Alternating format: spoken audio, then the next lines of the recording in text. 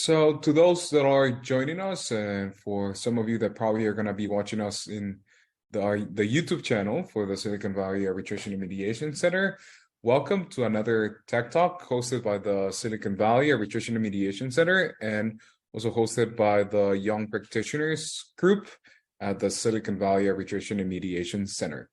My name is Mauricio Duarte. I'm one of the co-chairs of the Young Practitioners Committee. And I'm happy to be back after a brief hiatus of Tech Talks. And this time, I have one of the guests that is going to be talking about the Metaverse and international disputes.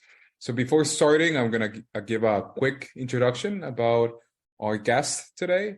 And her name is Elizabeth Chen.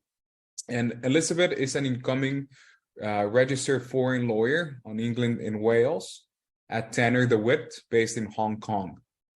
She has worked in arbitration at Allen & Overy, Hong Kong, Three Crowns, and Herbert Smith Freehills. She specializes in international commercial arbitration and is investment treaty arbitration. And at the same time, she's ranked as a future leader of Who's Who's Legal Arbitration from 2022 to 2023 and the Legal 500 Arbitration Private Practice Power List. So with that, today we're going to have a discussion that probably to give some context about the metaverse and international disputes. And just to give a quick introduction about that specific topic, probably some of you heard towards the mid 2022s, maybe early 2022s about the metaverse. You started your rumblings about NFTs. You even probably noted that Facebook changed its company name to a holding group called Meta. So there has been a lot of rumblings about the metaverse even before 2022, but I would say 2022 and 2021 and 2022, the concept started to be more mainstream. Now, there was a moment in time in which the interest of the metaverse, I want to say decayed for a little bit. But now, for those that follow tech news, probably you saw the Apple Vision Pro. Now the interest in the metaverse is starting up again because the notions of not only virtual reality, but also augmented reality and what is going to be then the future of the metaverse. And it's still a developing technology. We're still not seeing the full effects of a metaverse, but it's going to be interesting to start thinking of not only the disputes that could arise on the metaverse, but some of the few developments. So with that, Elizabeth is going to talk to us about the metaverse, some of the disputes, and so based on her experience and practice in Hong Kong, what are some of the trends and where is the industry's headed.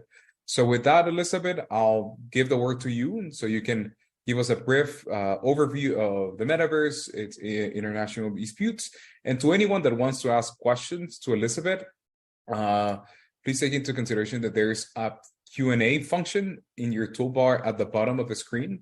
So make sure to submit your questions using that QA function. And we're going to be following with the answers, or you can also ask the questions towards the end, either using the chat or the Q&A. If you want to ask them during Elizabeth's explanation, feel free to use the Q&A function. So with that, Elizabeth, thank you again for joining us to this Tech Talk, and I'm looking forward to hearing your overview of the metaverse and international disputes.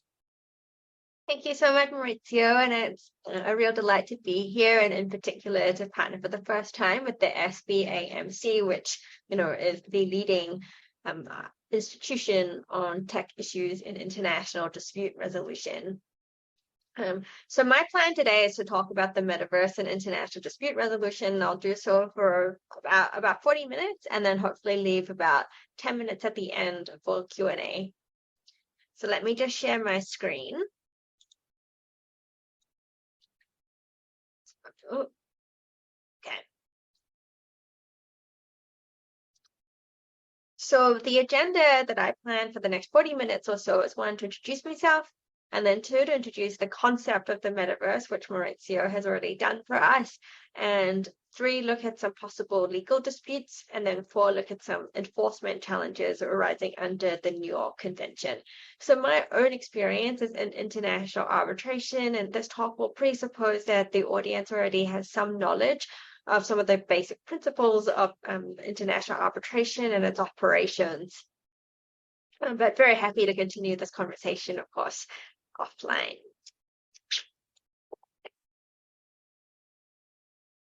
So my thanks already to Maurizio for introducing me as a lawyer. But actually, as with all of us, I have many different identities. I am not only a lawyer, but I'm also a mom. I am a wife. I am a daughter. I'm a daughter-in-law. I sit as a board director on different NGOs.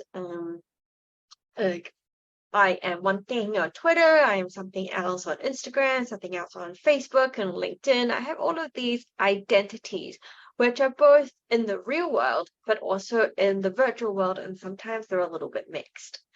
The point I'm trying to make here is that we all have these different identities, and this is essential to understanding the metaverse through which we interact, or we interact through avatars, so digital representations of who you are. So the image that you'll see on the screen here is an avatar, so a representation of me that was actually created by my husband, and I think it's actually very flattering of me. It does try to be me, but it is improved parts of me. But the really cool thing is, in the metaverse, you can be whoever and actually whatever you want to be. So Maurizio already mentioned that Facebook relaunched as Meta a couple of years ago. And at the launch of that, Andrew Bosworth, who was the CTO of Facebook, actually appeared as a robot. So in the metaverse, you can be who you want and whatever you want, and you don't even have to be human at all. There is no singular definition of what the metaverse is. As Maurizio mentioned, the metaverse is not a new concept. It's actually been around for a very, very long time. But it is something that has become mainstream, arguably, after Facebook relaunched as Meta. And I agree with Maurizio as well that the technology, the virtual reality and augmented technology and extended reality technologies are still developing. So you can see a comparison with iPhones, for example. When the iPhone 2 first came out, not everybody had it. It was kind of buggy, but 10 years later, who doesn't have a smartphone in their pockets? So there's still a lot to wait and see when it comes to the metaverse. But one of the essential things about the metaverse is experiencing it through VR, AR, extended reality. So virtual reality is where you interact virtually with others and your environment in a completely virtually immersive space. So when I put on my Oculus Quest 2 headset, for example, I am immersed in my virtual reality because where I am in the real world doesn't matter, and I am in a completely imagined world. The comparison is augmented reality, which augments your real world experience with artificial elements. So a couple of you might have played Pokemon Go a couple of years ago when it came out on the mobile phone. So you could, through the lens of your mobile phone, you could see Pikachu hanging out on your kitchen bench, for example. And Maurizio has given a good example of Apple's Power Vision VR, I think, which has come out with an augmented reality headset, which means that you can see your all your but within your real world space. So this technology is still developing, but this idea of virtual interaction is not new. That the term the metaverse was actually first coined in the 1970s in a book called Snow Crash. But actually, if you read some of the anthropological texts around virtual worlds, they would say that the idea actually extends much earlier. So, for example, even cavemen or cave people, when they drew pictures on the wall, it's a representation of virtual worlds. When we had the printing press, for example, we were able to have in Anderson's words, imagine communities where you might feel a connection with your local people who are citizens of the same country, even if you hadn't met them before, because you were able to be connected through text, the printing press. And the internet has sort of just grown that on a massive scale, right? Where we're all interacting in this virtual space. There is no, as I mentioned, singular definition of the metaverse. There's disagreement about whether the metaverse is already here or it's not. So, for example, does the Zoom call with all of us here count as being part of the metaverse where we're all interacting with each other in a virtual way? It's synchronous. It's all at the same time. But one of the definitions that I really like of the metaverse is provided by Matthew Wall, who is an investor and who's also written a very good book called The Metaverse and How It Will Revolutionize Everything. So I put elements of his definition on the slide here. So he talks about it being real-time rendered 3D, experienced synchronously and persistently with an individual sense of presence, so that's through your avatars, by an effectively unlimited number of users with a continuity of data, such as your identity, your history, and your entitlements, like your assets. It needs to be massively scaled and part of an interoperable network. Now, there's quite a lot of jargon here, so I wanted to break down a few of these ideas. One would be this idea of it being effectively by an effectively unlimited number of users. So, for example, there are still quite a few apps which have, I'm not sure if that's the majority of apps, but where they have a limit. So for example, when I ran a conference for Paris Arbitration Week in Horizon Workrooms, we were not able to have more than 16 avatars in the room because it just wasn't technically possible. You might have heard of the concert in the metaverse that was by Travis Scott, and I think it had like millions of people, but actually that wasn't entirely at the same time. So even the concert didn't start at the same time for everybody who participated. There were actually, as you can think of, a number of different servers. For example, when you play a game or your work, you might join a different server to somebody else where you access a lot of the same information, but only a limited number of people on that server at the same time. What is an interoperable network? That's a really interesting question about, the metaverse is not a singular concept. There's not just one platform led by one company. There's like lots of different metaverse platforms, like lots of different apps. And the idea of interoperability, for example, would be if you could take your avatar in one place and on one platform and take it to another platform, or if you bought like a particular NFT or a particular asset in one platform, could you bring it to another one? And at the moment, it's not always possible. So you can imagine it might not be very, Batman might look very out of place in a platform for Lord of the Rings, for example. But in the real world, like things are interoperable. So for example, if you bought a pair of Nike shoes and you wore the pair of Nike shoes, you can walk into an Adidas store, no one's going to stop you, and your shoes will still look the same inside and outside of the store. So it's interoperable in that sense. Now there's a few things that Matthew Ball actually identifies in his book, which will mean that there is still some time for the metaverse to develop. And a few of these are actually technical, or quite a few of these are actually technical. For example, in order to achieve, massively scaled real-time rendered 3D, you need a huge amount of computer processing power and a huge amount of bandwidth. So you can already imagine on Zoom, sometimes someone's internet connection isn't very good, and there's a lag between when they're speaking it, when you can hear their voice, and that's really frustrating. Those frustrations can be amplified if you're really relying on, high quality, virtual interaction.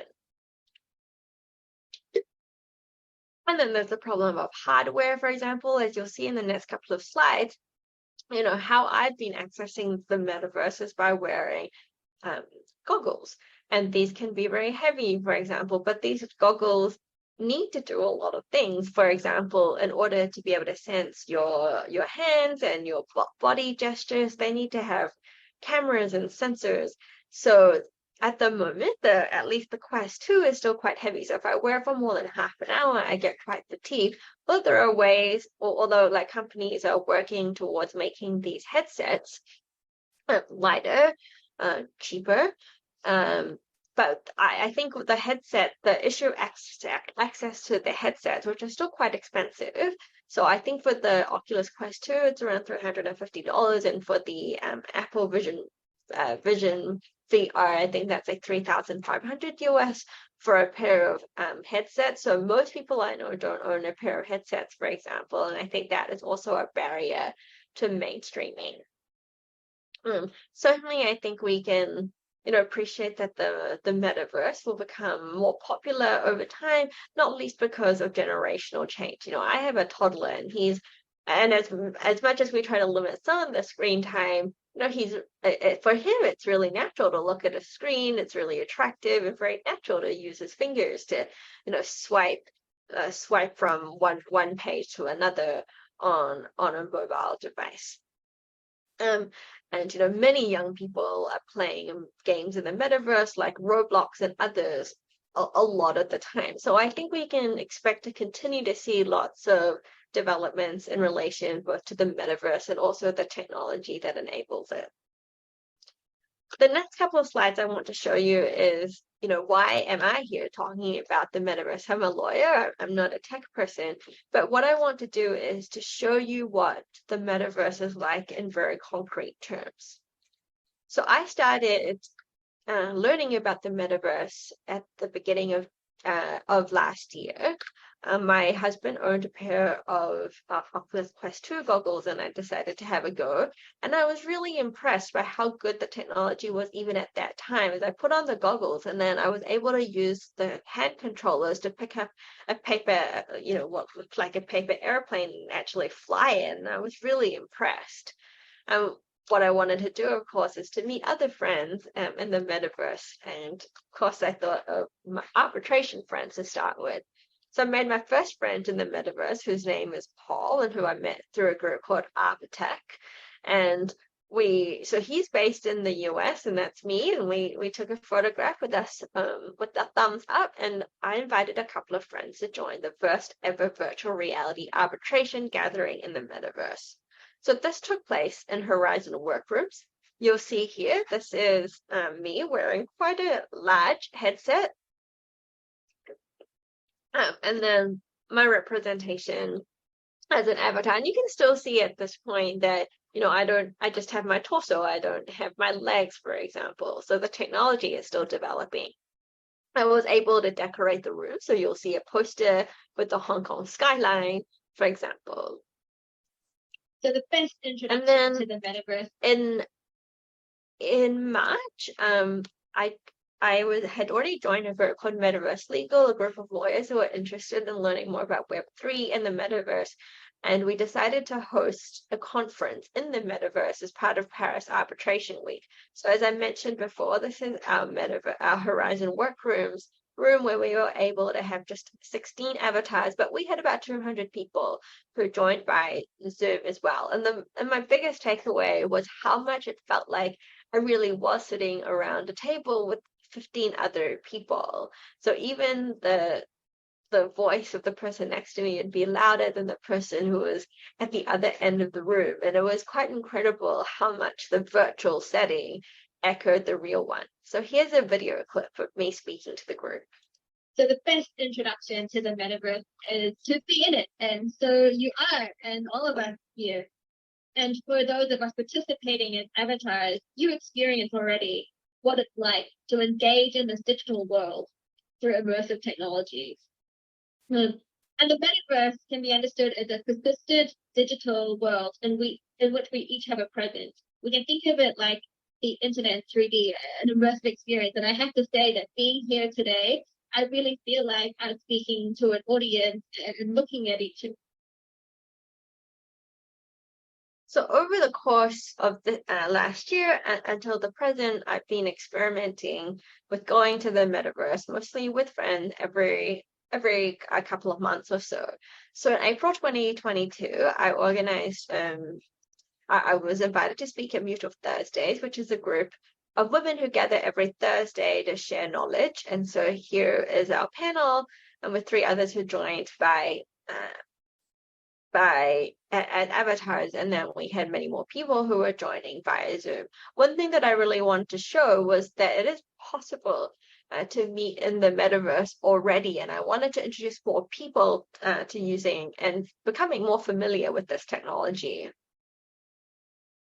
So this is AltSpace VR. So a group of friends and I have been experimenting with different applications. So you'll see that our avatars are different with different applications. And this one, we were at a camping site, and it was really cool because you could actually pick up marshmallows with a stick, for example, and hold it over a fire. In June 2022, Young Ika organized a meeting in the metaverse for its mentoring program. So what was really cool was that it featured 2 leading arbitrators in international arbitration, including Toby Landau QC and Dana McGrath. So we supplied them with goggles, and what we wanted to show was that the metaverse and these Web3 technologies should be intergenerational. It shouldn't just be seen as something that younger people are using, but highly relevant to all generations of practitioners. In October 2022, we tried a different app called Spatial. So here you see that we were at the Vogue Fashion Gallery.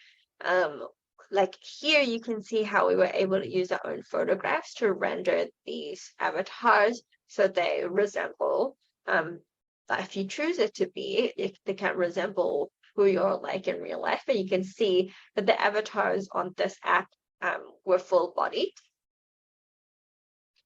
And then what you can also do in the metaverse is to offer services to other people. So what we did in AltSpace VR was we explored an application that was created by someone who had very fond memories of growing up at Disneyland, and he had created a virtual Disneyland so that anybody could participate in it. So take a look at our video.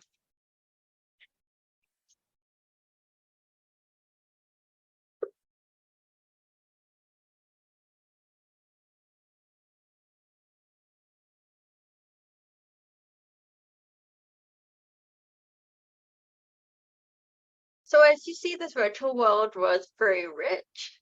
You could choose a unicorn to ride through this Disney space, and then you could try these different rides, like a ride with Goofy on the train, or this Aladdin boat where you had to go around and then look for the lamp, and if you found the lamp, you could find the genie. In November 2022, we tried AltSpace VR again, but this time in creative mode, where one of our friends was teaching us how to create things in the metaverse. So that's also really important. It's part of like this Web3 community that we can all be creators. So we were able to create animals and flowers, and one of my favorite things was someone created this giant croissant in the sky and didn't know how to remove it. In January this year, we tried again, a different conference space called Immersed. In March, we tried a platform called Glue, which is my favorite so far. So what I really liked about Glue is that it had these incredible conference spaces, as you see on the screen here, with these, big screens where you can share information. And then it had these fantastic outside facilities as well, where you could just hang out, talk to people, or have some quiet time. Take a look at this video. Scream. Oh, that's my creativity. Oh my God, this is great. Yeah. So you can see these beautiful scenes. So imagine if, we could all meet in the metaverse for this meeting, and we could, do the formal part in a conference room and then go outside and enjoy the views. Maybe I could take you to Hong Kong, for example, and show you the wonderful views here. And then in April 2023, we did a very special trip to VR Chat. And this was very special because this particular world in VR chat was actually created by a friend of mine who is a metaverse architect. So her training was in architecture, like physical buildings, but now she's moved into the virtual space and creating these virtual spaces for clients. And in this particular space, her client was living in Hong Kong, but she had grown up in the desert area in Africa and asked my friend to create this space that would be inspired by the desert and would have calm spaces where she could just spend some time. So anyone can actually go onto the space, and we had a very fun trip there. So take a look at this video. It's really, really cool world. Wow. And you are a donut wearing a chef's hat. Yeah. Yeah. What I loved as well is just the variety of avatars that you could choose to have in this particular app.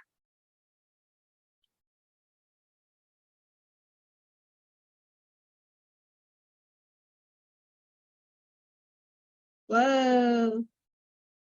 Wow, it's really cool. Wow. Look at all the stars.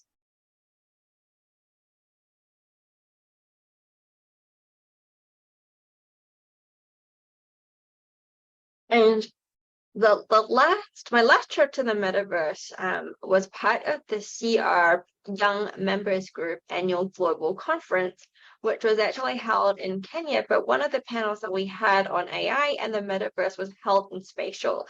So what you'll see in the top right-hand corner is the conference space that we used in Spatial. And what was really cool was that it was really easy to create. So a friend of mine created it, and he's a lawyer, not a techie person. Anyone could create this really wonderful conference space.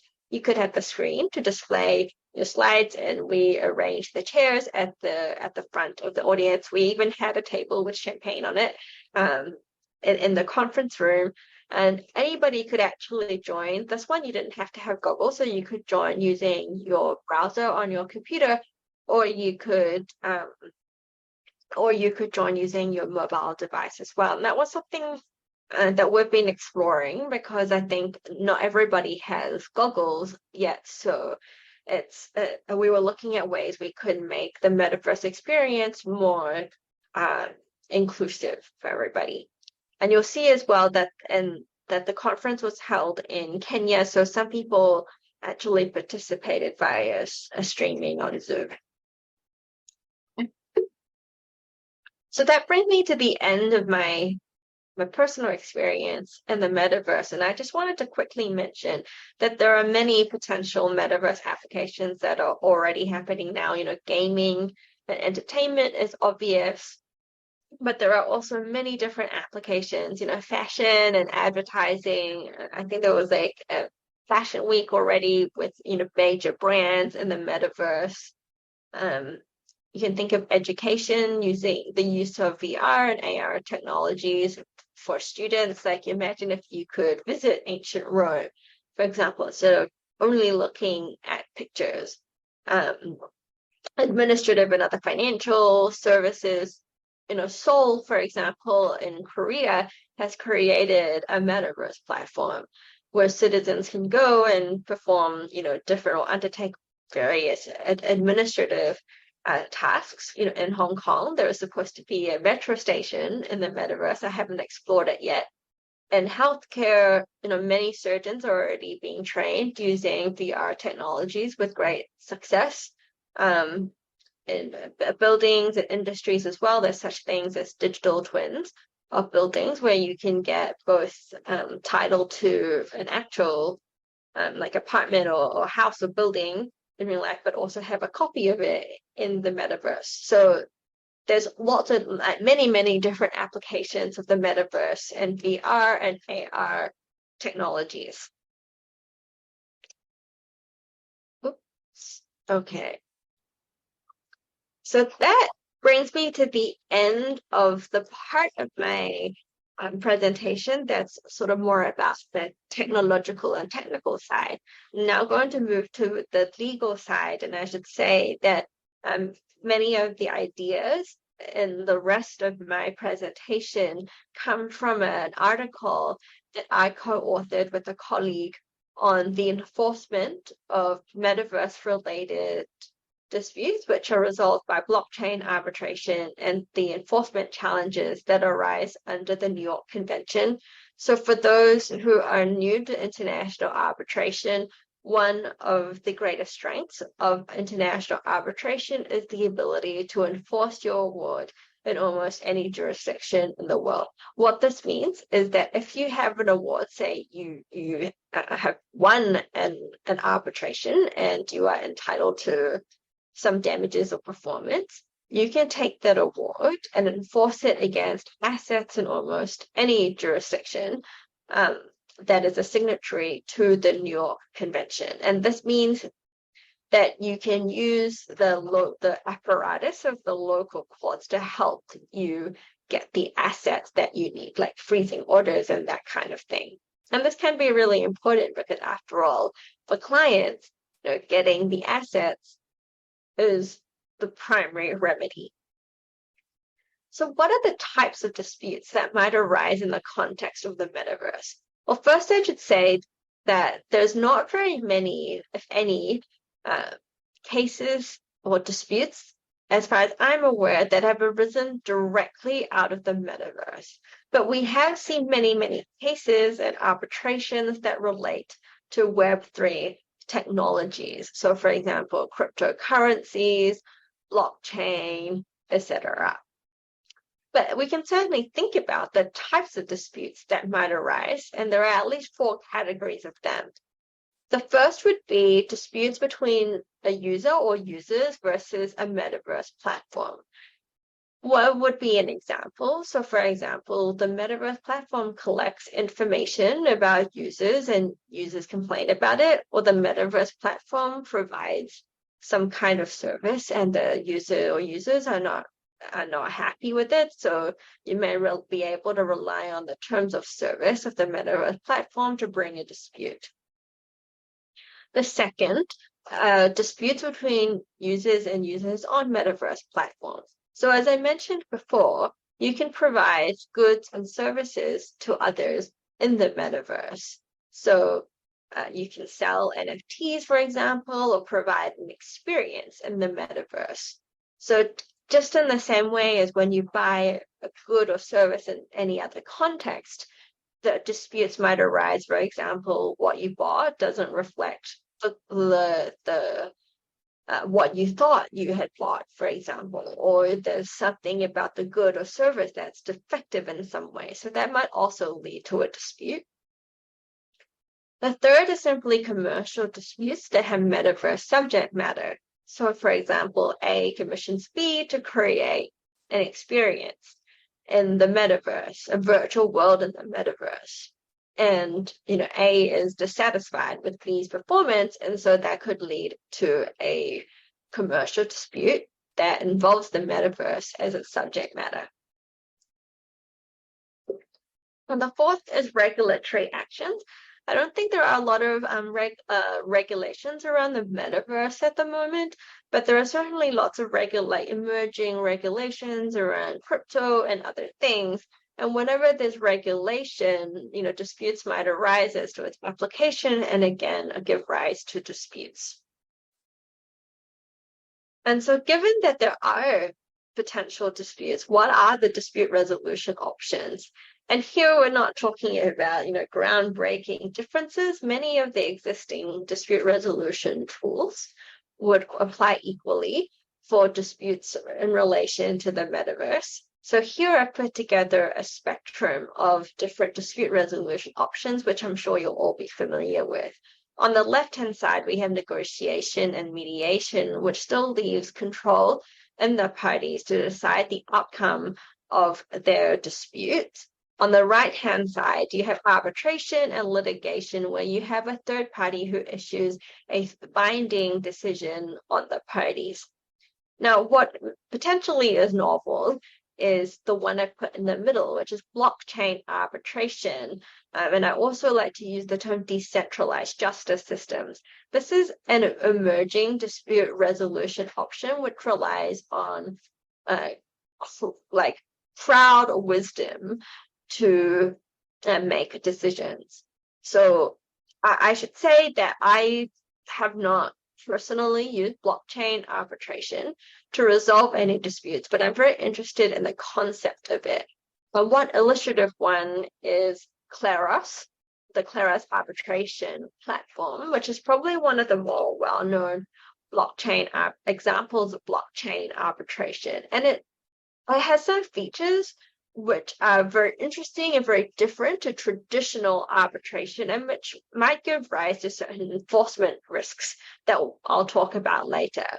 So let me explain, give you an idea of what blockchain arbitration might look like through the Claros platform. So assume A and B decide to resolve their dispute via the Claros platform. So they agree to use the Claros arbitration protocol to resolve the dispute, and when a dispute arises, they in fact refer their dispute to the Claros platform. They may or may not have already agreed to some kind of smart contract mechanism where whatever is the, say there's an amount owing, is already put in escrow, such that whatever the outcome of the arbitration is, so whether A wins or B wins, the relevant amount is then moved to the appropriate person.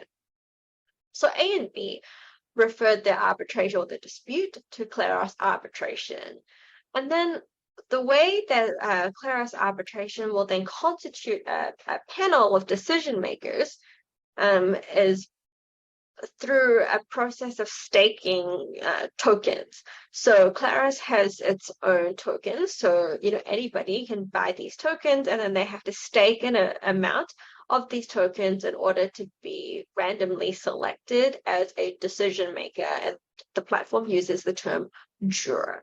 So assume that X, Y, and Z stake one token each to become decision makers in A and B's dispute, and they're all selected. So there's 3 of them. Now, how do they make a decision? So here they have a binary choice. So in the dispute between A and B, either A wins or B wins. It's supposed to be a fairly simple dispute. So interestingly, the way that X, Y, and Z are going to be remunerated depends on whether they make a decision that is, I guess, unanimous or part of the majority. What's really interesting about these split decisions is that only those who vote in the majority then get a share of the tokens which have been staked by the jurors in the arbitration. So for example, in this example, X, Y, and Z all have put in 1 token. So suppose X and Y decide in favor of A and Z decides in favor of B. So there's 3 tokens in the pool. X and Y are in the majority, so they can split the 3 tokens between themselves. So 1.5 tokens each, and Z is left with nothing because they made a decision in the minority. Now, this might start sounding alarm bells in your head, because typically when we retain or when we appoint arbitrators, we expect them to make their own independent decision by applying the law to the facts.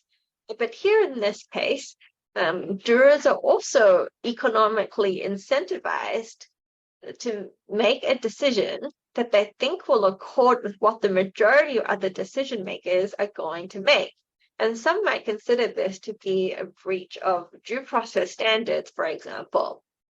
So that very simply describes the Claros arbitration protocol, but there are different blockchain arbitration protocols out there. Although I would still say that the taker of blockchain arbitration is still slow. But what I think is really important is what these forms of decentralized justice systems are attempting to do is to reflect the values of the users in the dispute resolution system. This idea that you can have decentralized systems of decision making. You're similarly using the blockchain. You're using the blockchain technology to facilitate the dispute resolution process. You're delivering something that is potentially very quick and very, very cheap for users. So I think that it's important that we pay attention to these new dispute resolution options, which may appeal to users of the metaverse. Now, I put online dispute resolution here as a question mark because it comes up quite often, but I would not classify online dispute resolution as its own dispute resolution option. I think of online dispute resolution as describing the degree to which technology is being used to assist participants in the resolution of their disputes. So on the one hand, you could have, pretty typical arbitration, and then you could have the occasional Zoom call for procedural hearing, or you might even, use a virtual platform for the merits hearing, although that would be a little more rare, particularly in this arguably post-pandemic period. And then on the other hand, you'll also have online dispute resolution platforms, which are really one-stop technological stops. So you're not an institution that's outsourcing quite a lot of these technological tools to other providers, but you have providers that already have their own document storage system, their own video conferencing facilities, etc., all under one roof. Now I move to the last substantive part of my presentation, which is about enforcement issues under the New York Convention. And I'll go through these fairly quickly. And if you want more information on these, I welcome you to download my paper. So there's a couple of 6 different points that I just wanted to very quickly cover and just to explain to you some of the issues that might arise.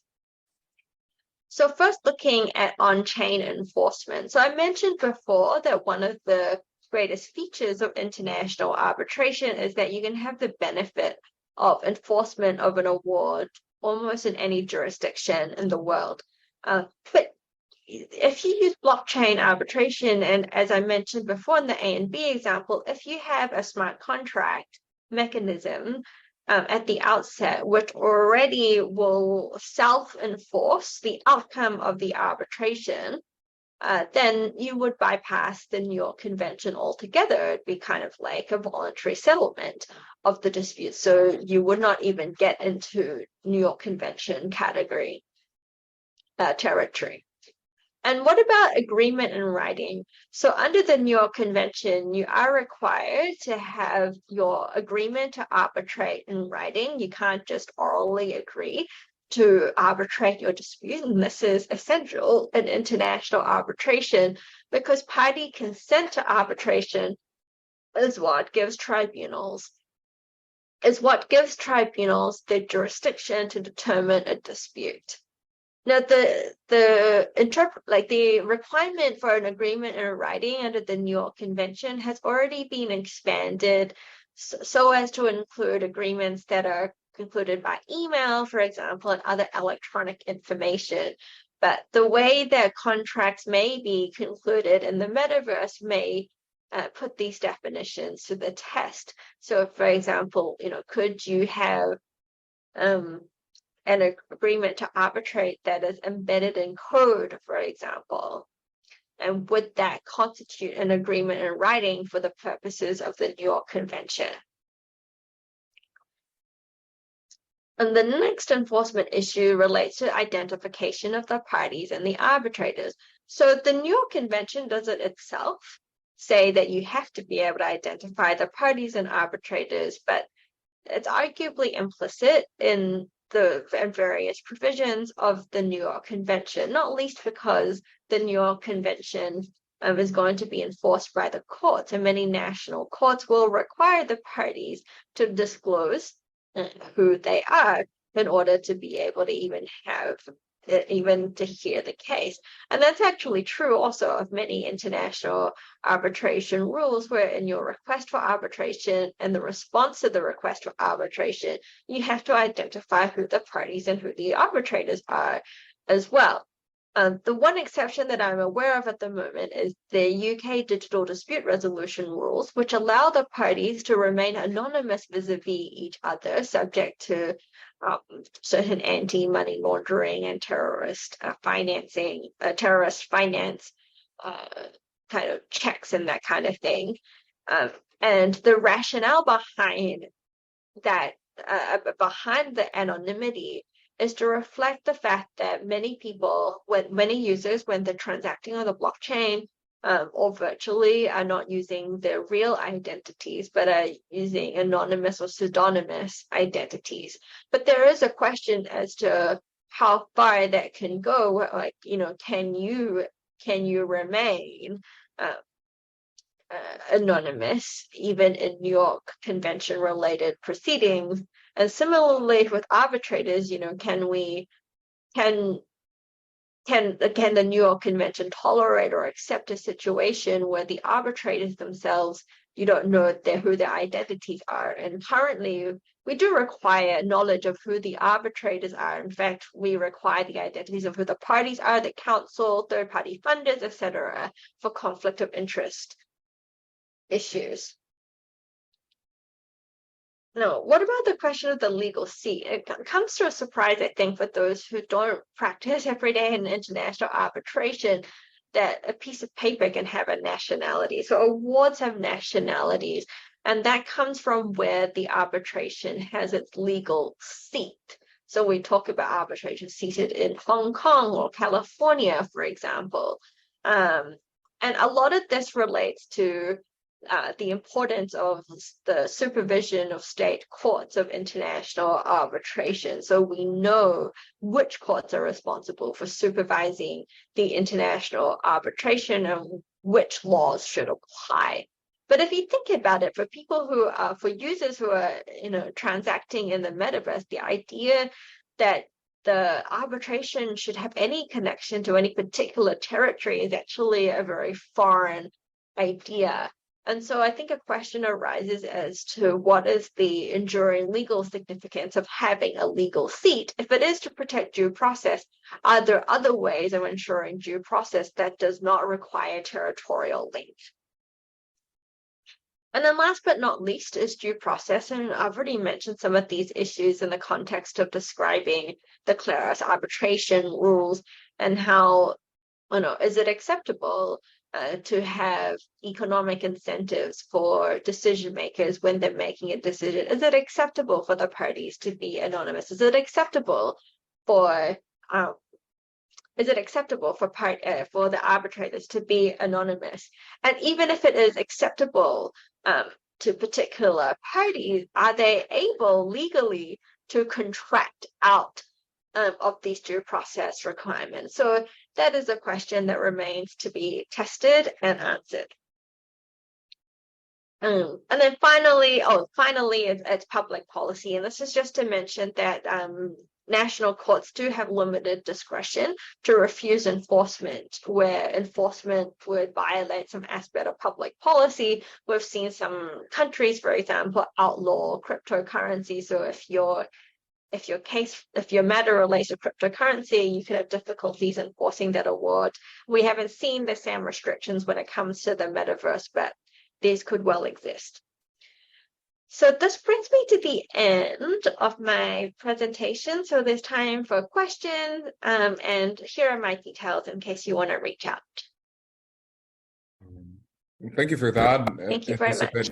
And I have just a few questions. I haven't seen some questions on the Q&A, but I do have some questions that I think regardless, it's going to be, they're going to be interesting for whoever is tuning into the recording. But the first one is, it seems like many of the potential case studies or industries in which the metaverse is going to be deployed are client-facing solutions or consumer-facing solutions. Like even right now, like the metaverse engagements, like e-gaming, let's say other industries that are going to happen. Now it does pose the question, one of the, let's call it sectors of arbitration that has been heavily criticized is consumer arbitration. One is because, again, from a consumer perspective, it's very expensive to go through arbitration. And even though you have presented, let's say, blockchain arbitration, do you still think that arbitration could be a suitable solution for those consumer-facing claims, for instance, on the metaverse? Let's say you mentioned data protection issues or some other types of disputes. So trying to understand if it's the normal arbitration, or should we be thinking of a hybrid type of arbitration besides the blockchain arbitration, just to make, let's say, how can we bridge the gap with consumers and big businesses that they might want to have an arbitration clause to avoid even having disputes with their consumers? Yeah, so with the caveat that I am not a consumer law expert, I do think, when we talked about regulatory actions, we did think about the interface between, disputes in the metaverse and consumer and the issues around consumer regulation. I think many of the issues that we're already seeing are going to apply equally in this context. So, for example, there are many terms of service, for example, that exclude class actions. And it's been tested in, I think, the US courts about, whether you can rule things out like that. What is the degree of consent required for arbitration? Like, can you rule out certain consumer remedies? I think the answer is really going to depend on jurisdiction to jurisdiction, because some jurisdictions are going to be more open to, or more accepting of the idea that when you use a service, you agree to the terms and conditions, and if they are sufficiently clear, then that's it. And then there are other jurisdictions, I think potentially the EU, where there are some things that you cannot contract out of, which could include consumer protection legislation and being able to have your dispute resolved in certain fora. But as to the future, I mean, I suppose you would have to think about, like, what is it about say private confidential arbitration that is so problematic for consumers? Is it the fact that it's confidential? Is it the fact that like certain remedies are not available? Like, what is it? And then I think, like, we might need to think about, states need to think about, like, what is the design of the dispute resolution system that's going to be acceptable for resolving consumer related disputes. Okay. And just one final question to wrap things up, Elizabeth, and I do appreciate your time today. And it's, what do you expect that the metaverse is going to look like in 5 to 10 years? Do we expect this to become more mainstream? Do you still think, again, even not from a technical perspective, but just from things that you've been looking at trends on the metaverse, what is your expectation that the metaverse is going to be in 5 to 10 years? And do you think that we're going to even see more and more types of disputes arising? What is your read on the metaverse right now? Yeah, so I think we're going to see quite a lot of developments in the AR and VR technology. So you mentioned Apple. I would expect the cost of some of this technology to come down. I would expect to see the hardware improve in terms of, like, its wearability, how light it is, sophisticated it is. I would anticipate that avatar technology is going to improve as well. Like, lots of companies are getting patents so that they can create avatar skins that even reflect, like, your own skin pores, for example. So I expect a lot of this technology to improve and also become cheaper. I expect gaming to continue to be huge, and so I expect that, from a generational perspective, I think more and more people will be spending time on games. I think for a lot of people who don't play games, it's hard to imagine how big it is, but I think it's like bigger than Hollywood and movies, for example. I imagine, like, in 5 to 10 years that like augmented technology and virtual reality will just become more and more part of our daily lives. I can't imagine, like, I don't know exactly what it will look like right now, but I won't be surprised if, in the same way that we're just spending more and more time on Zoom, even post-pandemic, I think we all will be, just becoming more familiar with and using virtual and augmented technologies. No, thank you for that. And just one final thought, at least from my perspective that I always share in some of those discussions that relate to Web3. When I started getting involved in the technology space, I remember that I read a book that it was the future of blockchain, and it stated, which I still is probably one of the boilerplate quotes that I use, but it was that by 2025, blockchain and Web3 applications were going to start becoming mainstream. And this was in 2017 when I read that book. So 2025, we're still 2 years away. So my expectation, and following here Liz's notion, is that the metaverse, not only blockchain is going to continue its development, probably there's still some skepticism around if there were some what people would call bubbles and crashes of some NFT projects and some other trends. But I would say those type of failed experiments in some aspects is what promotes the maturity in an industry, similar to what happened with the .com bubble. So it had to go through some type of bubble in order to have the Googles, the Amazons, the really sustainable and scalable solutions. And I think we're going to be looking at the same, not only from a crypto currency industry, but also from a blockchain development and metaverse development. So do I expect 2025? Maybe probably more years than that. But I have definitely seen augmented reality and virtual reality to start taking more of a center, let's say, piece on entertainment. How do we engage with people? How do we create meaningful connections? So my expectation is that it's just going to keep growing and growing. And whenever there's any type of human interactions, it always is prone to disputes. So with that, Elizabeth, I want to thank you again for your time. I know that it's pretty early in Hong Kong, and it's Wednesday on your end. It's getting late for us here on the other side of the ocean, but I wanted to say thank you for your time, and in the name of the Young Practitioners Group, I appreciate your time. And we're going to be uploading this recording to anyone that wants to watch it on the Silicon Valley Arbitration and Mediation Center YouTube channel, and also keep posted for our new and upcoming Tech Talks and other types of events. So with that, I want to thank you again, and also Bill, that is always helping us on the back end of the event.